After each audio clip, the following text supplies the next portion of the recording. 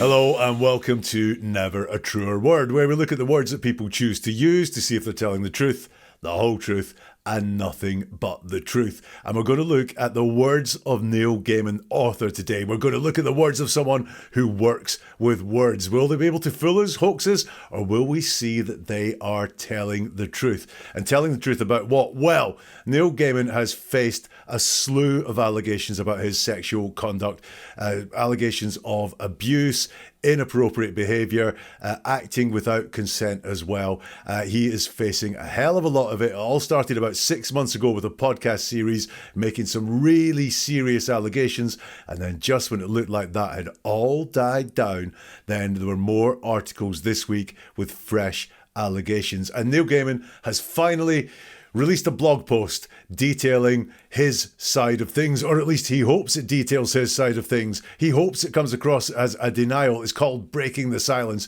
And what we're going to do here is look at what he has written, paragraph by paragraph, sentence by sentence, word by word, forensically investigate what it is that he says to see if we can believe what has been flagged by others as a denial. But what many people, and the reaction that I've mostly seen, has been, don't believe this at all. And I'm going to talk to you about that gut instinct. When you see something like that, many people have had the gut instinct of there's something off here. So we're going to examine the statement and we're going to see, is there something off in this denial? And what are we going to look at? Well, look, I'm going to look, and what a good denial is something that is specific, that's very, very specific. So, for example, if the allegation was put to someone, did you steal that money? And they go, I've never stolen anything in my life. That's not specifically denying stealing that money. So is he very specific about the denials? Does he own the denials as well? Plenty of use of the word I and talking about himself in that situation. And also, so often in denials, I see people play the victim and do the feel sorry for me. I'm actually the victim here. The victim isn't the people that are making the allegations. I'm the victim here. So we're going to look at Neil Gaiman's statement. Let's see what it reveals when we break it down word for word. And the statement begins, over the past many months, I have watched the stories circulating the internet about me with horror and dismay. I've stayed quiet until now, both out of respect for the people who were sharing their stories and out of a desire not to draw even more attention to a lot of misinformation. I've always tried to be a private person and felt increasingly that social media was the wrong place to talk about important personal matters. I've now reached the point where I feel that I should say something. The first thing that got me a little bit curious here was him talking about watching the stories. He says, I have watched the stories circulating the internet about me, not read the stories. Neil is an author, so I would expect him to be using wordy terms around reading and writing, and stories is certainly one of those words, but watching a story means that he hasn't just read the stories. I think what is more that he's been watching is this circulation. It's not just the fact that these allegations have been made that worries him, but it's the fact they've been circulating the internet. So he's been watching that circulation going on, and I don't think he likes the fact this has gained traction and this has got a lot of attention. And he talks about these stories circulating the internet. Now, this, I think, is not good. I think this is belittling the stories, because circulating the internet, that makes it sound like it's a few Facebook posts, could be anyone saying anything, it's not verified, it's not checked, it's not on the record, it's not someone putting their name to a story. They're just these little things, belittling things, little internet stories that are circulating the internet. Well, these are not stories circulating the internet. They are actual proper pieces of journalism. They've appeared in a podcast series that was remarkably detailed as it went along. And the same with the other stories which have appeared on respectable, credible websites, again, who fact check what they publish and who look at what it is that they are saying to say, can we really say this? Is this fair? Can we back this up? And instead, he's tried to belittle it just down to not these published stories on respectable media that have been well researched, but they're just stories circulating the internet. A little bit then of egotism there, circulating the internet about me. So he does not like the fact these stories are about him. Now, we wouldn't like the fact these stories were going around ourselves, but I think about me is really him bringing himself into the centre of this story. I think Neil is very much the centre of his world, as we will go on and see.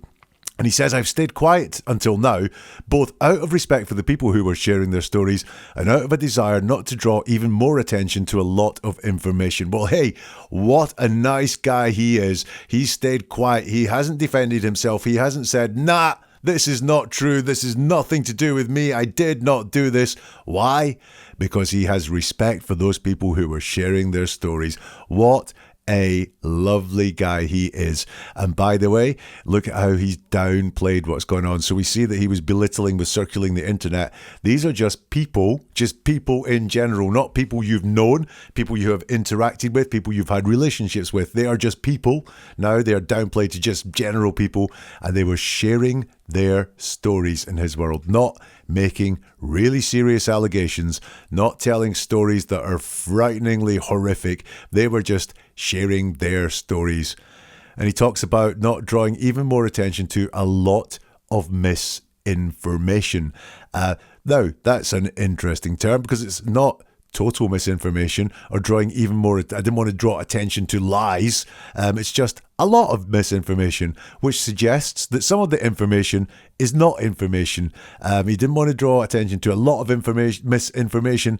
Well, that's the lot of misinformation is less conclusive than a lot of lies, a lot of untruths, a lot of falsehoods.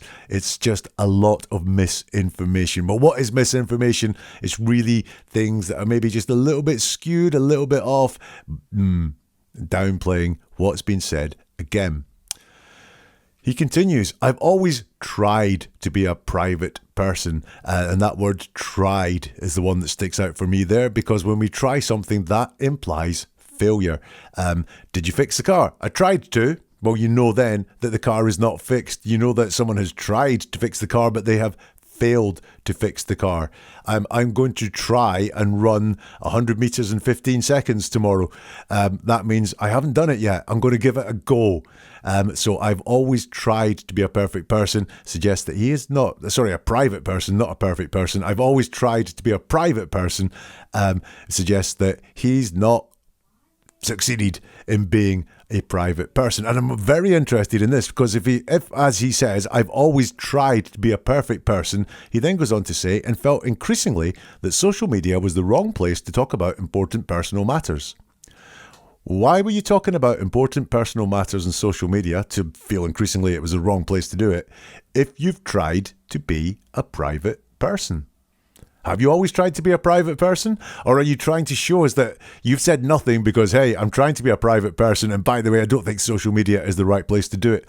Now, what I'm going to see a lot here, and I might as well just come out and say it at the front, is that when he's trying to explain what he's done and explain who he is, I don't think he has the authentic language to back some of this up, which is why when we scrutinize it and when we examine it, it doesn't hang together.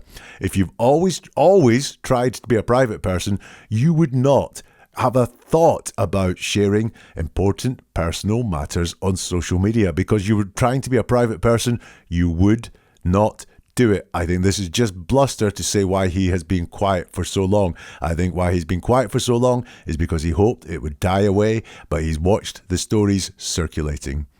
And then he finishes this paragraph with, I've reached the point where I feel that I should say something. Two very vague words at the end there. I feel that I should say something.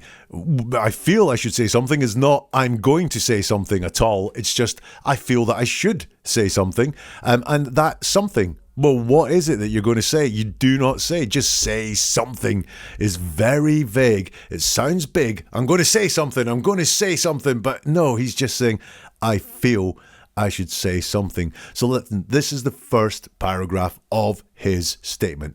Over the past many months, I have watched the stories circulating the internet about me with horror and dismay. I've stayed quiet until now, both out of respect for the people who were sharing their stories and out of a desire not to draw even more attention to a lot of misinformation. I've always tried to be a private person and felt increasingly that social media was the wrong place to talk about important personal issues. I've now reached the point where I feel that I should say something. Writing something. I'm sure Neil, as a writer, will tell me starting is often the hardest thing, and starting because you want to get it all out there. You want to get the important stuff out there at the start. And what do we have there? We have belittling stories. We have this whole thing about, hey, I'm a nice, thoughtful guy. I think about being a private person and social media is not quite right for me. And I didn't speak up. I didn't say anything to these allegations because I'm nice. Because I'm a nice guy and I wanted to be nice to these anonymous people, in his words, sharing their stories. The statement continues, as I read through this latest collection of accounts, there are moments I half recognise and moments I don't. Descriptions of things that happened sitting beside things that emphatically did not happen. I'm far from a perfect person, but I have never engaged in non-consensual sexual activity with anyone. Ever.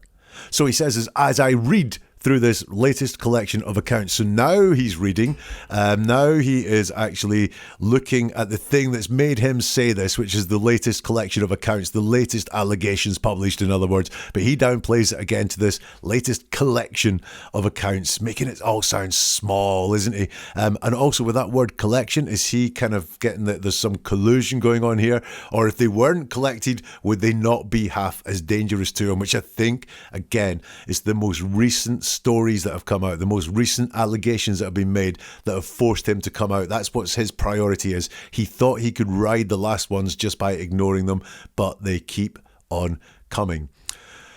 This sentence here, as I read through the latest collection of accounts, there are moments I half recognise and moments I don't. So with there are there in the sentence, that says it's the present tense. So this is him talking as if he's doing it now.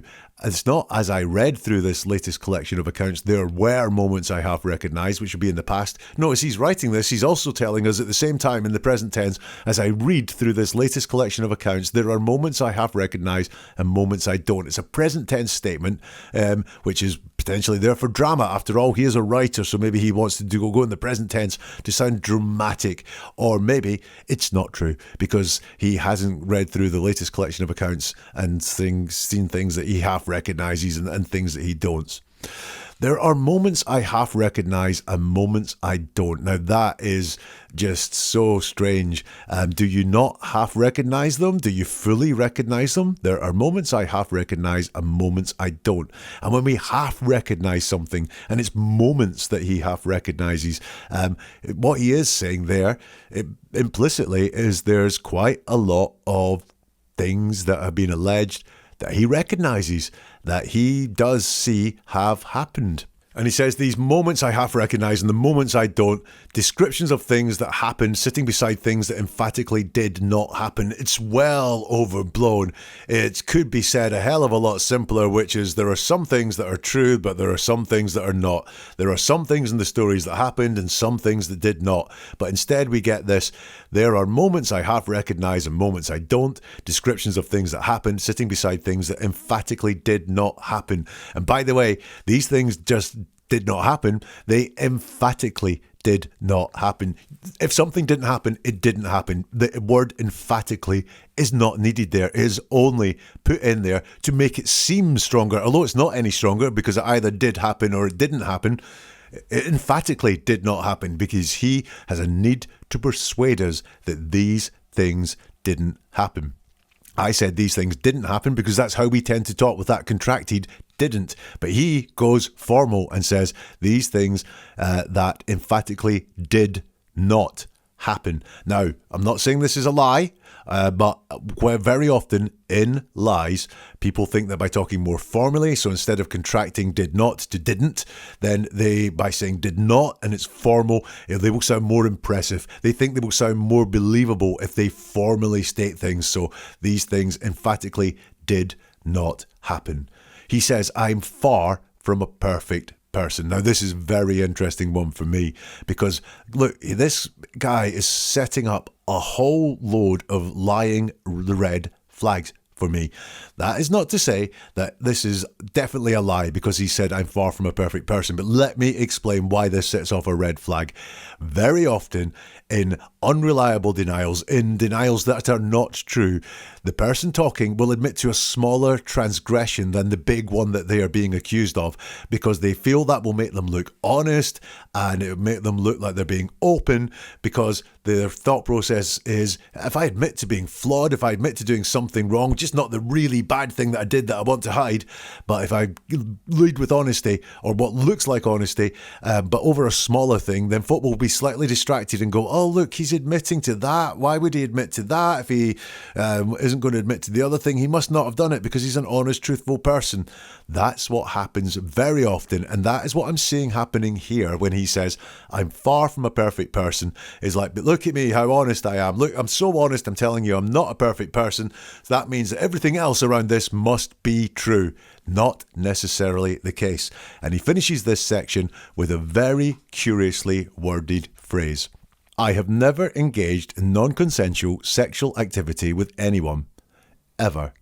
I'm really going to dig into this because he uses the exact same phrasing twice in this statement. I have never engaged in non-consensual sexual activity with anyone, ever.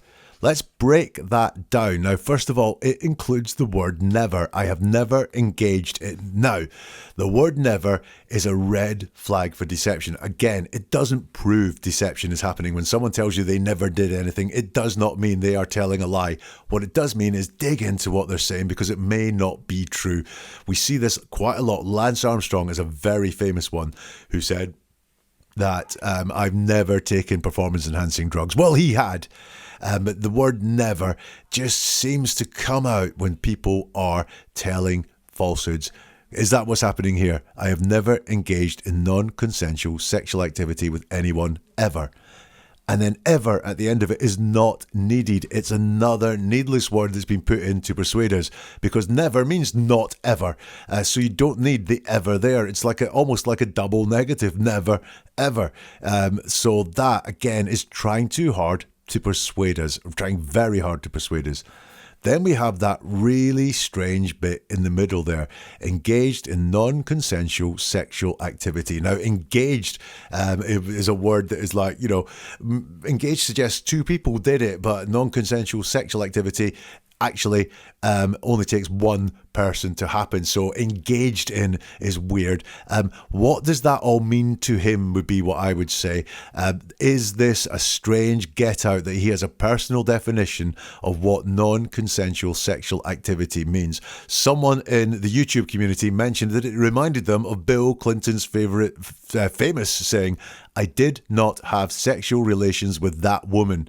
And in Bill Clinton's words, he didn't actually have sex with her, he did sexual activity with her. So he could say and feel truthful saying, I didn't have sexual relations with that woman. He might have considered as well that he didn't have a relationship with her. They just had some sex play.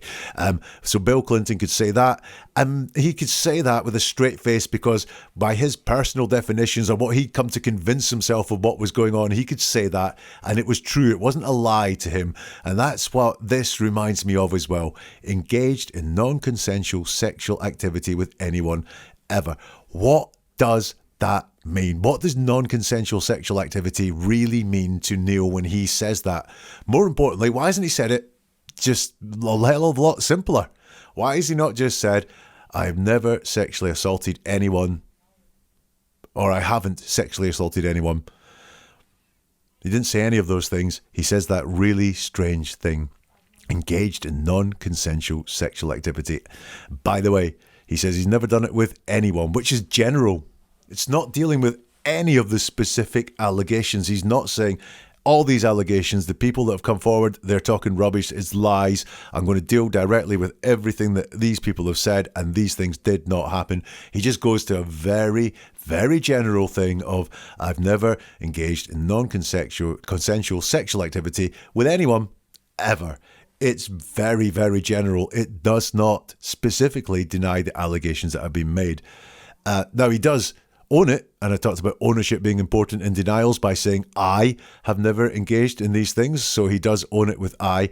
But look, where are the accusers in this statement? They're lost. The accusers, the people that are alleging that he did things to them, they are not in this part of the denial at all. The statement goes on from Neil. I went back to read the messages I exchanged with the woman around and following the occasions that have subsequently been reported as being abusive. These messages read now as they did when I received them, of two people enjoying entirely consensual sexual relationships and wanting to see one another again. At the time I was in those relationships, they seemed positive and happy on both sides. Once again, I think we've got some of that language which is going to prove problematic for Neil because it's not authentic. Look, he talks about reading the messages I exchanged with the woman. And then he says, these messages read now as they did when I received them. So the first time he's talking about messages I exchanged. That's a two-way conversation with people. But now he's only talking about the messages from the woman to him. These messages read now as they did when I received them, not when we wrote them or when we exchanged them. This is all from his point of view. This is about him receiving these messages. However, he did talk about exchanging messages with the woman. So is he hiding what he has said to them, or is he only dealing with what he has said to them in these messages? Or is this a bit of fantasy and that's why the language doesn't quite match up? He says these messages were exchanged around and following the occasions that have subsequently been reported as being abusive. Now, what does that mean? Around and following? Around, not when we were in these relationships, just around then. And following, what does following mean? 5 minutes after? Half an hour after? 2 days? 2 years? He doesn't say. Again, this is a personal definition. What does following mean to him?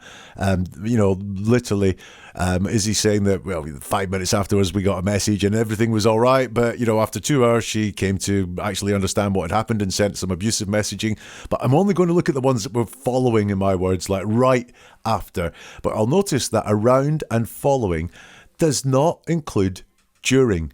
Around and following does not include during. Around could be before the event. Following is after the event.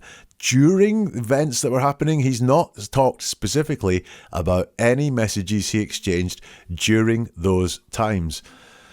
He says these messages read now as they did when I received them, of two people enjoying entirely consensual sexual relationships. These messages read now. So what he's talking there is about his interpretation.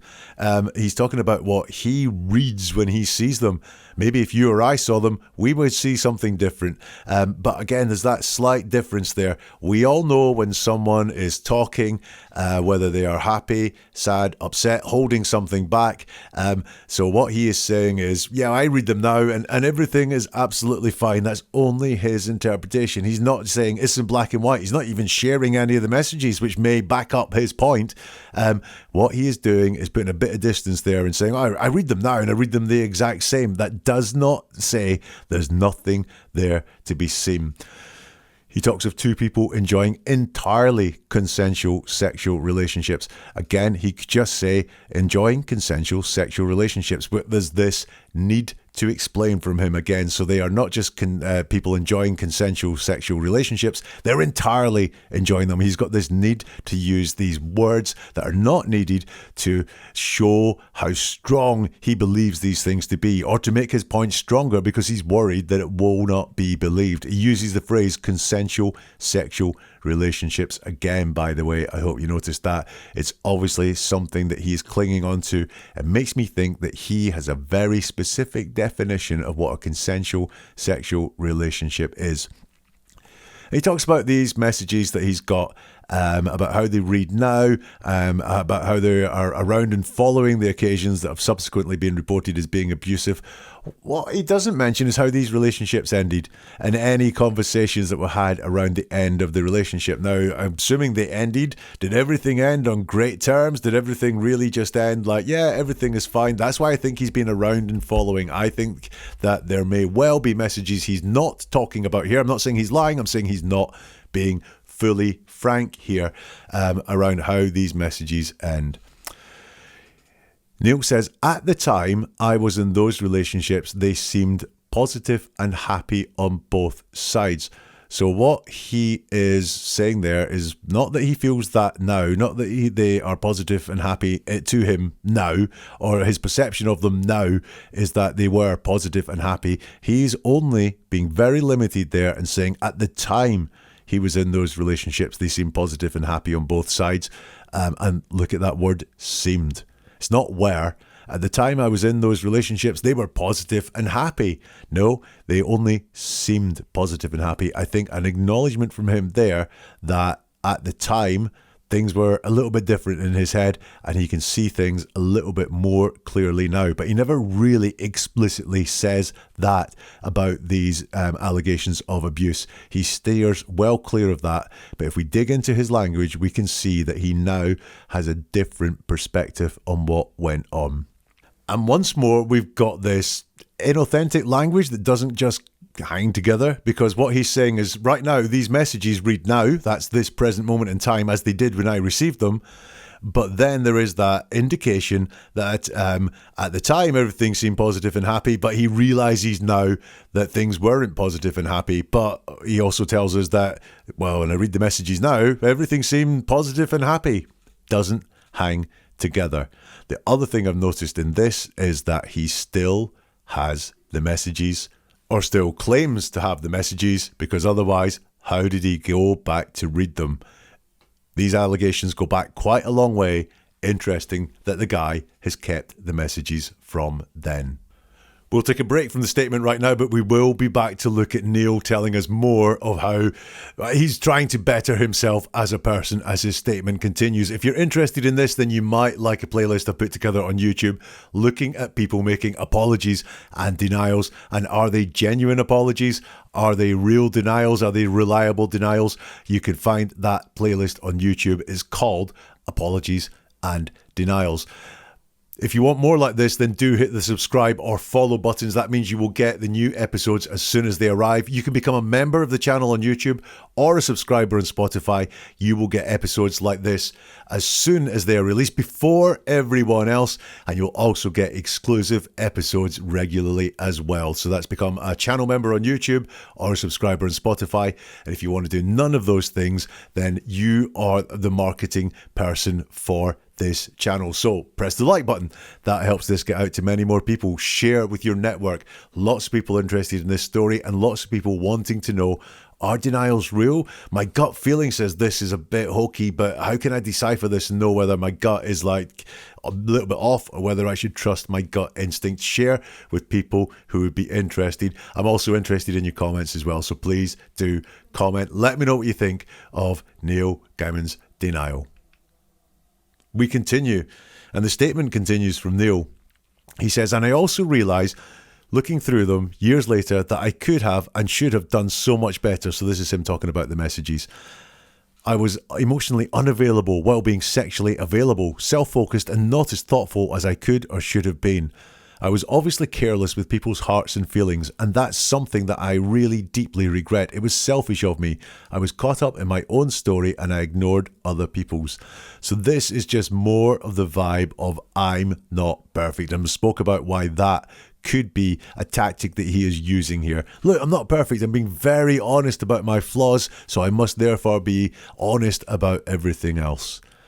He talks about being careless with people's hearts and feelings. Now, this is talking about romance more than anything particularly sexual when you talk about hearts and feelings. But is he also trying to get across that maybe, hey, I hurt some people. You know how it is. Chicks get, upset when you hurt them and then they'll go a bit crazy and make allegations. Is that what he's going to there?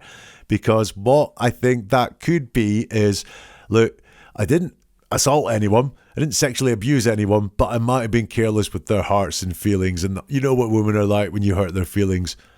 Very possible that is what the guy's doing. He talks about, I was emotionally unavailable while being sexually available. Now that sounds one way. It's as if he's saying, I was available, I wasn't doing anything, I wasn't out there making the moves, but, I was sexually available, so if someone wanted to come and get me, they could. It's very, very one way. And again, while not going really big into victim blaming, there's all these subtle little things happening suggesting that this was not his fault. He was a bit of a flawed person, acted in some flawed ways. People took advantage of him. He wasn't the nicest person, but really, it's really not his fault. He was a bit flawed and women took a bit of an advantage of him, and sometimes he was a bit rubbish to them. It's very, very one way. And he talks about being careless with people's hearts and feelings and saying that is something that I really deeply regret. Need to persuade here again. He doesn't just regret it. He really regrets it. He deeply regrets it. In fact, he really deeply regrets it. Trying too hard again, in my opinion, to persuade us of what is going on. He really deeply regrets it. And then finally, we've got some more of this author stuff of I was caught up in my own story. Who talks like that? Authors talk like that. The statement continues, I've spent some months now taking a long, hard look at who I have been and how I made people feel. I've starts that extract. I've spent some months now taking a long, hard look at who I have been and how I have made people feel. Now, that's in the past tense. Now, this is good. Because what he's saying is he's busy spending some months. Because it's in the past tense, it's not in the present tense. We're going to see a lot of what he says is future focused about how he's going to be a better person. But it does say that he has been taking a long, hard look at how he has made people feel and how he has behaved. I believe that. Also, notice he uses a contraction there. He's not being formal and saying that I have. He's using the past tense, contracted, I've. So he can use contractions if he wants to. He says he spent some months now taking that long, hard look, which is interesting because he talks about the allegations and reading about them at the very beginning of the statement over the past many months. So what I am getting from this is that it is the allegations coming out that have made him take a long, hard look at who he is, because both times he has talked about that being the period of months. What's interesting, disappointing, is he talks about who I have been and how I have made people feel. So once again, he is talking about people here. The accusers are nowhere in this statement, really, and certainly in this part of it, it's just people. I mean, that could be anyone. It could be workmates. It could be family. It could be women he's had relationships with. It's just people in general. So it's not, again, specifically dealing with how he has made the woman that have made these allegations feel. It's just people in general. And looking at how I have made people feel, well, how does he know? Because when he talks about those text messages, he says, these messages read now as they did when I received them. Two people, again, people enjoying entirely consensual sexual relationships and wanting to see each other again. So what has changed your perception? Because you've said over months, you've looked at how you've made people feel, but then you said that just now when you've read the text messages, they read to you as if it was two people just having a good time. More from the statement. Neil says, like most of us, I'm learning and I'm trying to do the work needed, and I know that's not an overnight process. I hope that with the help of good people, I'll continue to grow. I understand that not everyone will believe me or even care what I say, but I'll be doing the work anyway for myself, my family, and the people I love. I will be doing my very best to deserve their trust as well as the trust of my readers. So this starts with just a classic, like most of us, I'm learning. So this is him trying to say, I'm just like you. I'm just like most people in this world. I'm learning. I'm not some monster that I've been made out to be in all these allegations. I'm just like you. Look, have a think. Are you learning as well? And we go, yeah, I'm learning. Right now, see, we're all the same. I'm not a bad person. I'm just like most of us. And he keeps going on in this section, looking at how he is connected to other people. So he wants the help of good people. He realizes not everyone will believe me. This is kind of like, yeah, look at me. I'm in the real world. I know not everyone is going to believe me, and I'm going to be honest. I'm not trying to get everyone to believe me. I just want to say my piece. I don't really care if you believe me or not. My family, the people I love, these are the people that I'm doing it for, and the trust of my readers. Where's the accusers in all of that, Neil? You're starting to make me a little bit angry now here by not mentioning these people that have come into your life and have had, in some of the things you say, you realize you've made them feel a certain way. But no, you're not learning. You're not trying to improve for the accusers. You're not trying to avoid anyone else landing in the same place as these accusers have, even if nothing happened that was illegal or inconsensual or anything like that. People came away with a bad experience, but no. You have completely forgotten these accusers. And we also have the word trying in there. I'm trying to do the work needed. So has he not done the work needed? Because trying, as I've said before, implies failure. So he's trying to do the work needed. And then we've just got all this wish. I hope that with the help of good people, I'll continue to grow. And I'll be doing my very best. So, yeah, I don't think Is he trying very hard? Is he working very hard? I do not get that sense from this slightly vague, wishing language that we've got going here.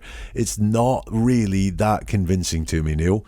And finally, he says getting the trust of his readers. And I did wonder if that is one of the true cruxes of all this, which is about not letting the fans down, not letting the money dry up.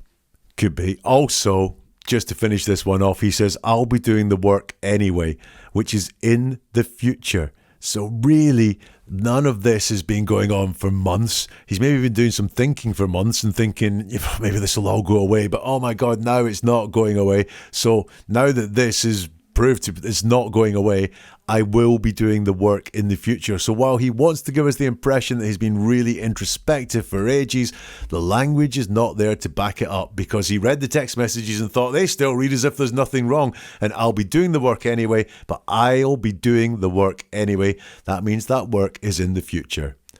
The statement goes on, at the same time as I reflect on my past and as I review everything that actually happened as opposed to what is being alleged, I don't accept there was any abuse. To repeat, I have never engaged in non-consensual sexual activity with anyone. At the same time as I reflect on my past and as I review everything that actually happened. That, again, doesn't sound like someone doing the work or admitting that there was some things wrong in the past, even though he's tried to say I'm flawed and, I was careless with people's hearts and feelings. As I reflect on my past and as I review everything that has actually happened, we do have a denial here. Or do we? I don't accept there was any abuse. Very different to there was no abuse.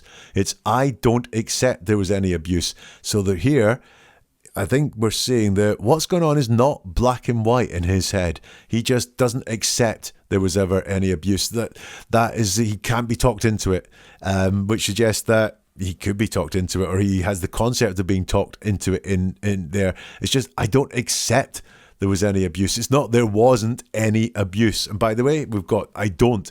They're not I do not, I don't. So he does write in contracted works. It's not I do not accept there was any abuse. It's I don't accept there was any abuse. And then he says, to repeat, I have never engaged in non-consensual sexual activity with anyone. Now, to repeat is interesting.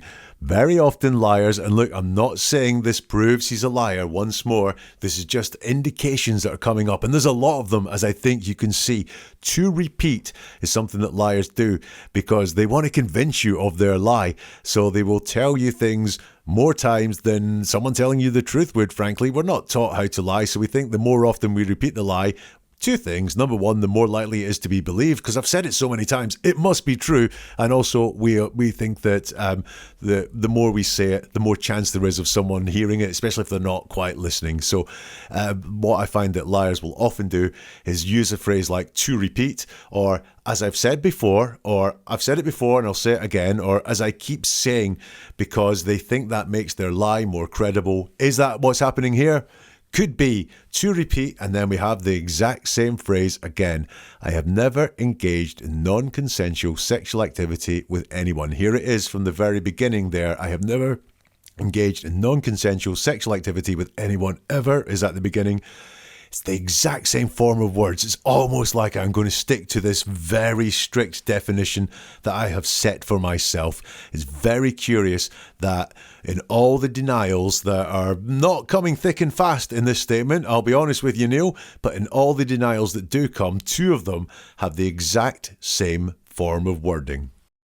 Here's some more from Neil. Some of the horrible stories now being told simply never happened, while others have been so distorted from what actually took place that they bear no relationship to reality. I am prepared to take responsibility for any missteps I made.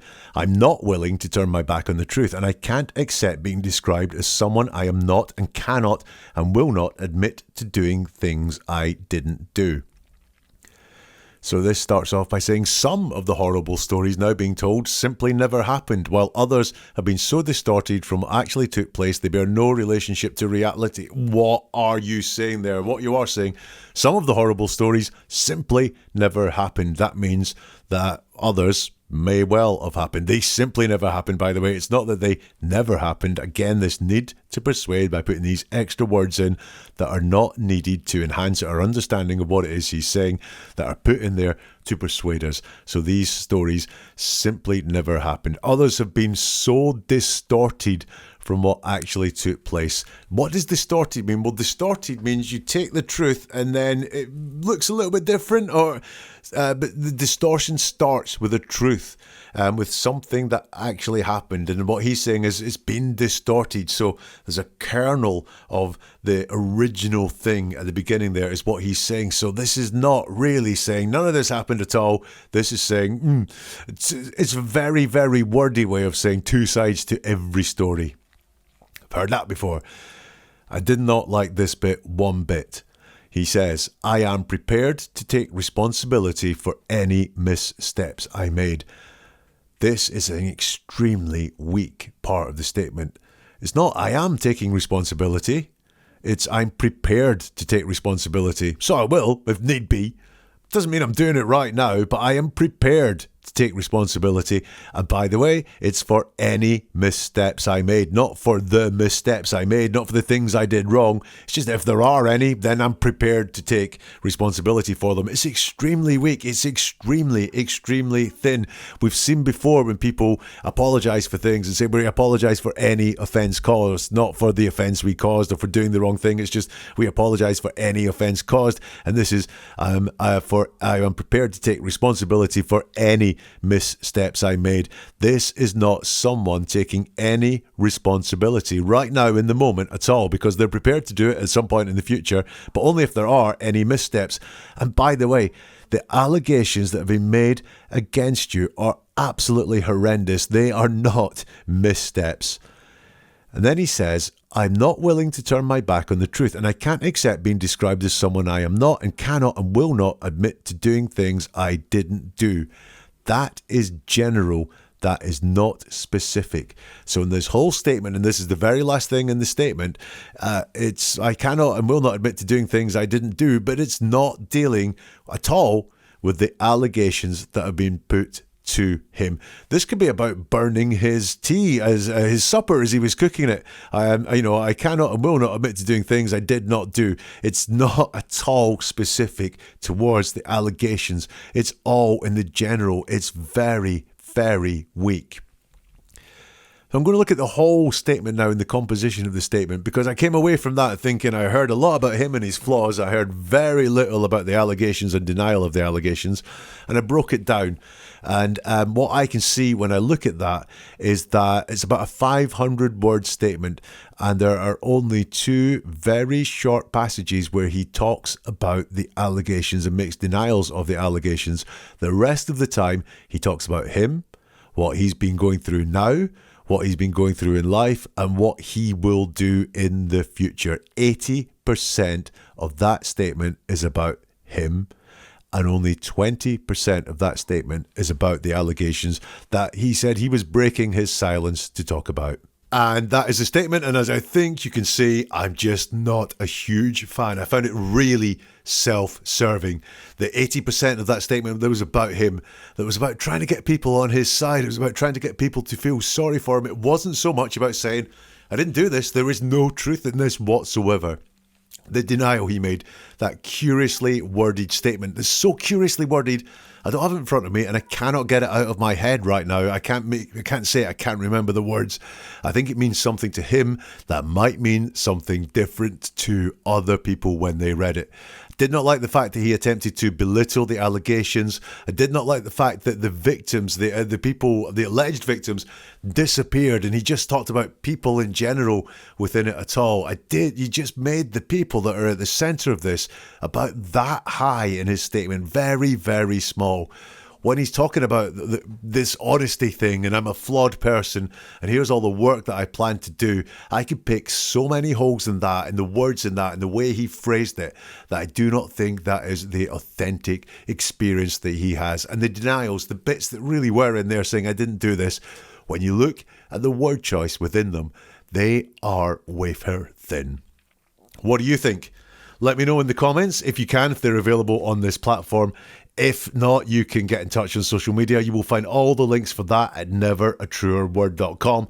You'll also find many more videos, podcasts as well, and also you can sign up for the monthly newsletter where we discuss how to find deception in people's statements, including statements like that one from Neil. Neveratruerword.com is the website address, and we'll see you soon for something new from Never a Truer Word.